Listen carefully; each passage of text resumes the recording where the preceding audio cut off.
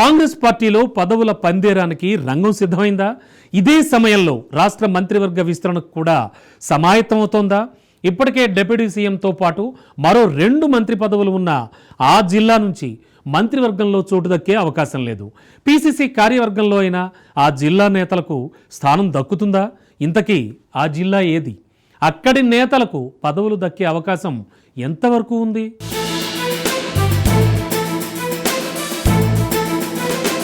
రాష్ట్ర రాజకీయాలను శాసిస్తుంది ఉమ్మడి ఖమ్మం జిల్లా. ఇక్కడి ప్రజలకు రాజకీయ చైతన్యం ఎక్కువ. తెలంగాణలో కాంగ్రెస్ ప్రభుత్వం అధికారంలోకి రావడంలో ఈ జిల్లా ప్రముఖ పాత్ర పోషించింది. ఉమ్మడి ఖమ్మం జిల్లాలో 10 నియోజకవర్గాలుంటే 10కి 10 స్థానాలు చేజిక్కించుకుని రాష్ట్ర ప్రజల దృష్టిని ఆకర్షించింది. మంత్రివర్గంలో సింహభాగం ఆక్రమించి ముందుకు సాగుతుంది. ఇప్పటికే ఈ జిల్లాకు 3 మంత్రి పదవులు ఉన్నాయి. దీంతో మంత్రివర్గ విస్తరణలో అవకాశం లేదని తెలుస్తుంది. అయితే పీసీసీ కార్యవర్గంలో ఖమ్మం, భద్రాద్రి జిల్లాలకు పలువురికి చోటు దక్కుతుందనే అభిప్రాయాలు వ్యక్తమవుతున్నాయట.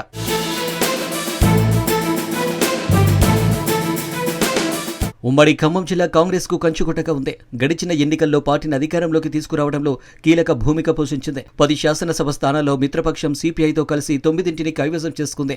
భద్రాచలం ఎమ్మెల్యేగా బీఆర్ఎస్ నుంచి గెలిచిన తెల్లం వెంకట్రావు సైతం హస్తం గూటికి చేరడంతో కాంగ్రెస్ ఆధిపత్యం సాగుతుంది. మంత్రివర్గంలోని ఉమ్మడి ఖమ్మం జిల్లా నుంచి 3కి చోటు దక్కింది. ఉప ముఖ్యమంత్రి, ఆర్థిక, ఇంధన శాఖ మంత్రిగా మల్లు భట్టి విక్రమార్క, వ్యవసాయ, మార్కెటింగ్ శాఖ మంత్రిగా తుమ్మల నాగేశ్వరరావు, రెవెన్యూ, గృహ నిర్మాణ శాఖ మంత్రిగా పొంగులేటి శ్రీనివాసరెడ్డి ప్రభుత్వంలో ముఖ్య పాత్ర పోషిస్తున్నారు. ఇక రాష్ట్ర స్థాయి కార్పొరేషన్ పదవులు ఉమ్మడి ఖమ్మం జిల్లాకు చెందిన రాయల నాగేశ్వరరావు, మువ్వ విజయబాబు, పోదెం వీరయ్య, నాయుడు సత్యనారాయణ, నూతి శ్రీకాంత్ కు దక్కాయి. కార్పొరేషన్ పదవుల్లో మరికొన్ని జిల్లా నేతలను వరించే ఆస్కారం ఉంది.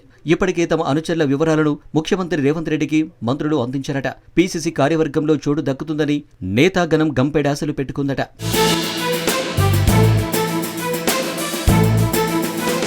పార్టీని క్షేత్రస్థాయిలో మరింత బలోపేతం చేయడంతో పాటు ప్రభుత్వ పథకాలను ప్రజల్లోకి తీసుకువెళ్లి రాబోయే స్థానిక సంస్థల ఎన్నికల్లో సత్తా చాటాలని కాంగ్రెస్ అధిష్టానం యోచిస్తుందట.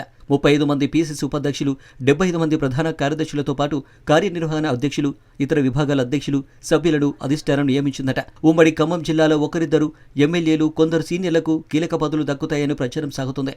ఇక్కడి నుంచి ప్రాతినిధ్యం వహిస్తున్న ఎమ్మెల్యేల్లో 5గురు ఎస్టీ సామాజిక వర్గానికి చెందినవారే. ఎస్సీ సామాజిక వర్గానికి చెందిన మహిళా ఎమ్మెల్యే ఒక్కరున్నారు. ఇతర ముఖ్య నాయకులు సైతం పీసీసీ పదవులపై ఆశలు పెట్టుకున్నారట.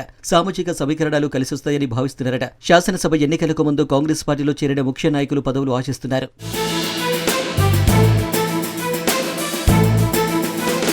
రాష్ట్ర కార్యవర్గంలో చోటు దక్కితే హోదా లభిస్తుందని, నిత్యం పార్టీ శ్రేణులకు అందుబాటులో ఉండవచ్చునని నేతలు భావిస్తున్నారట. పార్టీ పదవుల ఎంపికలో ఉప ముఖ్యమంత్రి మల్లు భట్టి విక్రమార్క, మంత్రులు తుమ్మల నాగేశ్వరరావు, పొంగులేటి శ్రీనివాసరెడ్డి అభిప్రాయాలు కీలకం కానున్నాయి. పదవుల కోసం పరిశీలించే నేతల పేర్లపై అమాతుల్య మధ్య సయోధ్య కుదురుతుందా లేదా అనే అంశంపై స్పష్టత రావాల్సి ఉంది. ప్రభుత్వం ఏర్పడి 15 నెలలు గడుస్తున్న సుడా పాలకవర్గంతో పాటు భద్రాద్రి, ఖమ్మం జిల్లాలకు గ్రంథాలయ చైర్మన్లను నియమించలేదు. ఈ పదవులు భర్తీపై పలుమార్లు కసరత్తు చేసినప్పటికీ అమతుల్య మధ్య సయోధ్య కుదరకపోవడం వాయిదా పడుతూ వస్తుంది.